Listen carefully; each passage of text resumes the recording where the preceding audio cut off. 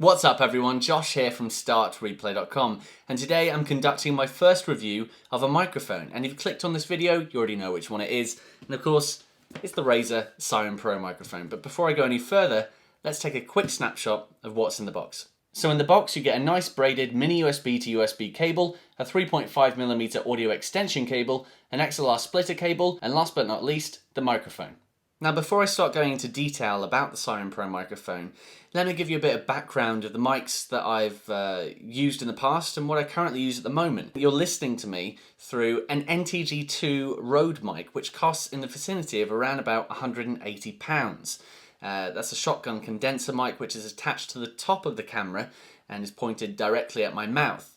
And when I'm not using that, I'm using an Audio-Technica AT2020 mic, which I'm quite a big fan of. It presents incredibly clear, crisp audio, and it costs around about £90 for this mic. Both this mic and the NTG2 run on XLR connections, and I have them running to my Mackie mixer in the corner of the room. I've had the Siren microphone now for well over 6 weeks, and I was battling to figure out the best way to showcase its features. Do I just throw technical specs at you, which you can just check and Google in a second, or do I just simply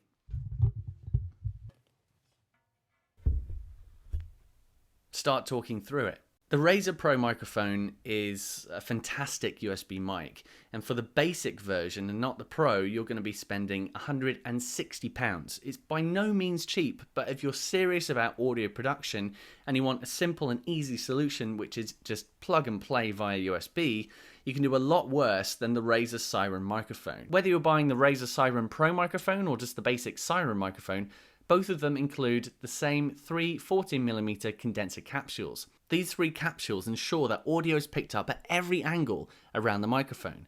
This is especially handy when you consider the 4 different recording pattern configurations. On the front of the mic, which doesn't feature the logo, there's an OLED display which acts as a visual aid for when you're adjusting any settings.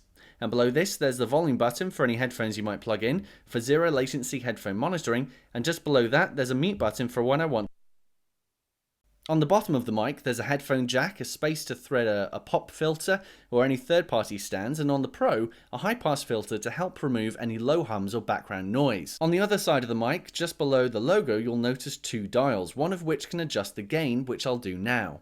As I slowly adjust the gain, and I'm just speaking at a normal level, the microphone's sensitivity is increasing, so I'm actually just going to lower my voice a little bit and whisper for you, because I know as soon as I get to the top, which I'm just about to do, and I just reach the top now, if you've got any headphones on, or if you're listening through a speaker, and as you can tell, you can tell me it's touching the buttons there just ever so lightly, you can notice that I'm doing that. I don't know why you'd want the gain this high, because I really don't have to sing anything really at all.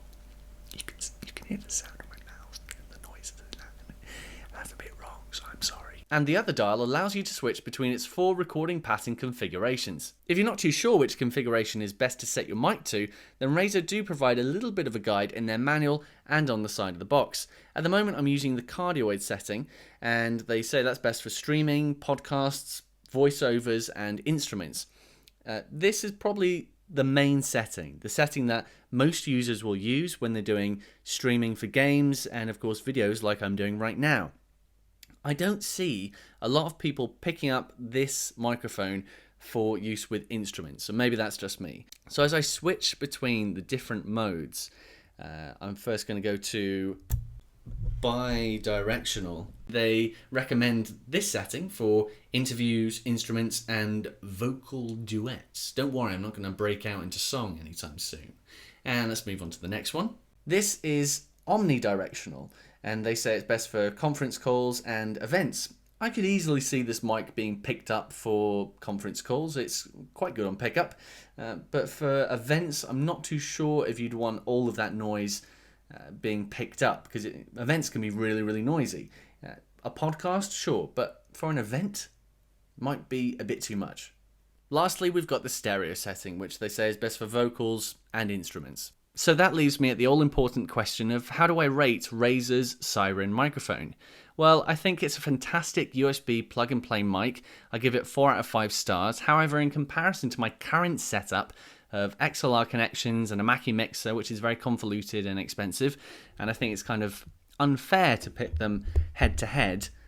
However, if I bring up my AT2020 and shut off the audio from the Siren mic, you can clearly tell the clarity and the lack of background noise and everything that I get from this AT2020 is amazing. And the added fact that through my mixer, I can adjust the little dials to get it absolutely perfect. Yeah, it's kind of unfair to compare it, but it's just nice because compared to the background noise I kind of get with this Siren microphone is a little bit more, of course, as you'd expect. But for the base price of £160 for the plain USB mic, which still includes pretty much the same configurations as the Siren Pro, which I've got here, yeah, I think it's fantastic. 4 out of 5 stars from me. I hope you liked my first ever mic review. If you did, don't forget to like the video. Also comment if you have any questions for me. If you haven't already done so, you can hit this button here, even on mobile platforms, to subscribe. I know, awesome, right? Here's a video which I thought you might like to watch next. Thanks again for the support to Razer, helping me get this mic to show all of you viewers what it's like, and I'll catch you next time.